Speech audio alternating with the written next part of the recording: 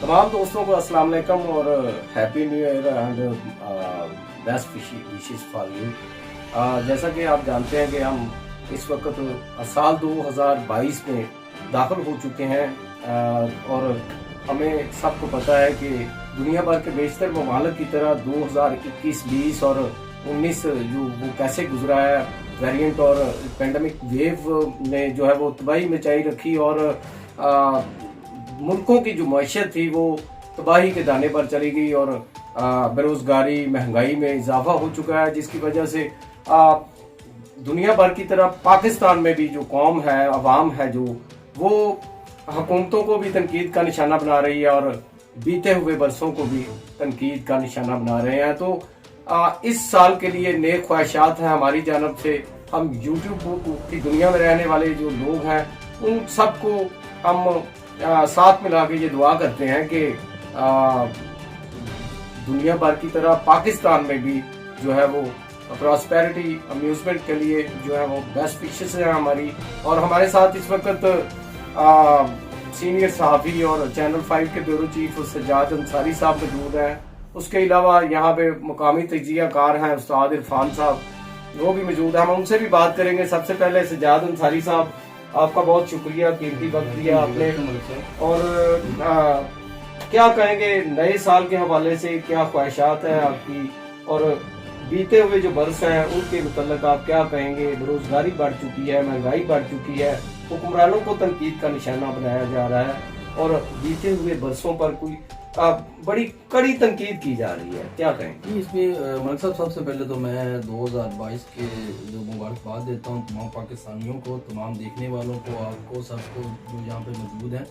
और ये उम्मीद करता हूँ कि और अल्लाह पाक से ये दुआ करते हैं कि ये नया साल जो है ना हम सब के लिए खुशियाँ और पाकिस्तान के लिए कामयाबियाँ और तरक्की लेके आए। मलिक साहब, आपकी बात ठीक है कि कोरोना की वजह से या दूसरे जो हुए हैं सामने आई हैं चीज़ें, उनकी वजह से मुआशरे जो है ना वो काफ़ी बुरा हाल हुआ है।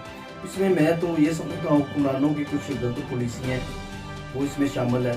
बेरोज़गारी में इजाफा हुआ है, महंगाई में इजाफा हुआ है, उसके साथ साथ ये दोनों चीज़ों में इजाफा होने से सबसे ज़्यादा नुकसान क्या हुआ है कि जुराइम की शरह में भी इजाफा हुआ है। जुराइम की शरह में इजाफा कैसे हुआ है कि डकैतियाँ जो है वो आए दिन का रोज़ का मामूल बन गया है। पहले ये होता कि रात को डकैतियाँ होती थी, रात को लोगों को लूटा जाता था, लेकिन अब तो दिन दिहाड़े जो है ना बाइक पे, मोटरसाइकिल पे वैसे आते हैं, दुकान में जाके गन पॉइंट पे कैश लूट के फरार हो जाते हैं और ताजर और शहरी जो है वो अदम तहफ़्फ़ुज़ का शिकार है। तो मैं एक तो ये कहता हूँ कि इसके लिए हुकूमत को भी सोचना होगा। तो इसमें एक मेन चीज ये है, ये होता क्या है, अगर ये डाकू डकैत पकड़े जाते हैं, इसकी जो FIRs वगैरह दर्ज होती हैं, तो हमने देखा है अक्सर जो ये डकैत है वो 5 माह, 6 माह, 7 माह के बाद दोबारा फिर वही जेलों से बाहर आके वो वही काम शुरू कर देते हैं। लेकिन उसमें असल वजह क्या है, क्यों बाहर आ जाते हैं? 6-7 माह बाद जमानतें इनकी कैसे हो जाती हैं? क्या इनकी पैरवी केसों की नहीं की जाती?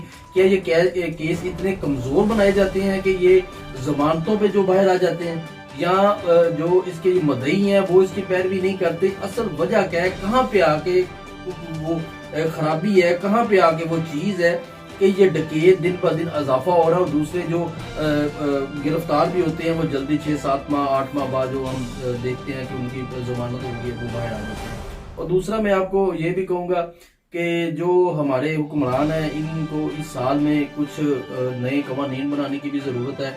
और सबसे बड़ा मसला जो इस वक्त हमारी आवाम इस लिए महंगाई में, उसको कंट्रोल करने में ये अपना हक अदा कर लें, तो मेरा ख्याल है कि वो उससे बढ़ के कोई काम नहीं होगा। क्योंकि इस वक्त एक शुबा नहीं, तमाम शुबा आज जो है वो सरकारी मुलाजमीन है, वो जर्नलिस्ट है, वो ताजिर बरादरी है, कारोबारी हजरात, कोई भी है। लेकिन बात ये है कि बात जब महंगाई होगी, जब इनकम कम होगी, खर्चा ज्यादा होगा, तो आदमी जो ना ज़हनी मरीज होगा। आप देख लें ये सफेद पोश जो इंसान है वो क्या कर रहा है, वो किस कंडीशन से गुजर रहा है, किस तरीके से वो अपने घर का खर्चा जो ना पूरा कर रहा है। आप देख लें ये स्टेशन पे रोजाना सुबह जो मजदूरों की एक लंबी लाइन है, जब एक आदमी वहां पे आता है, बड़ी तादाद तो देखे ना कि वो आदमी जिसने घर जाके 800 1000 रुपए लेके अपने चीजें लेके जानी है, لیکن مہنگائی کے اس دور میں وہ آدمی کچھ نہیں کر سکتا. تو ملک صاحب اس کے لیے میں تو 2022 جو 2021 میں جو ہمارے ساتھ ہوا میں نہیں چاہتا 2022 میں بھی ہو.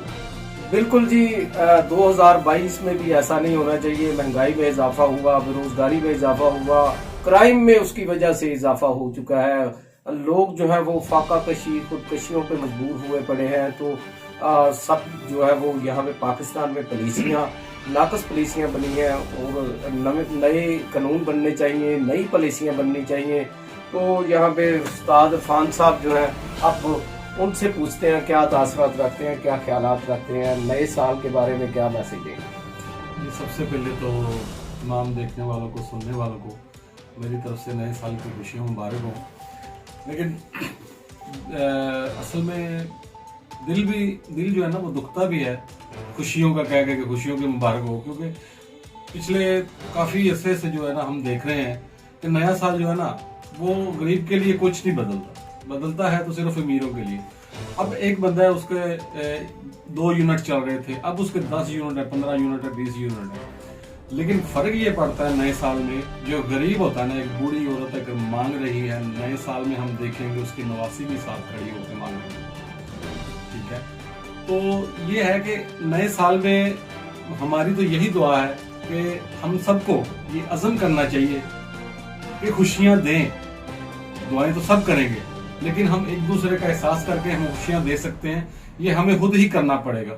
کیونکہ میرا خیال ہے کہ جو بھی سیاستدان ہیں جو ہمارے اوپر جیسے بھی مسلط ہوئے, چاہے ہم ویسے ہی ہیں, لیکن ان کی طرف سے ہم نا امید ہیں. ہمیں خود ہی ایک دوسرے کا خیال رکھنا ہے, خود ہی ایک دوسرے کو خوشیوں کا خیال رکھنا پڑے گا. اور میری یہ دعا ہے کہ آنے والے سال میں ہم سب جو ہے نا وہ غریبوں کا خیال کریں. ٹھیک ہے, اور آپ کی ہر جائز خواہش پوری ہو. جی بالکل, محسن غریب لوگ بھی بڑے بد نصیب ہیں, پانی میں بہہ گئے, کبھی ملبے میں دب گئے. تو ان کا یہی موقف تھا کہ غریب لوگ جو ہیں ان کے لیے کوئی بھی خوشی نہیں ہوتی. یہ خوشیوں کا کہہ دیا جاتا ہے, نیا سال آ گیا, عید آ گئی, شبرات آ گئی. اور پنجابی میں ایک اور شعر ہے کہ میں ٹڈوں بھوکا ظالما میرے بھوک نے کھچے سا, مینوں رب نمازاں دسنا ہے کچھ چج دا نعرہ لا.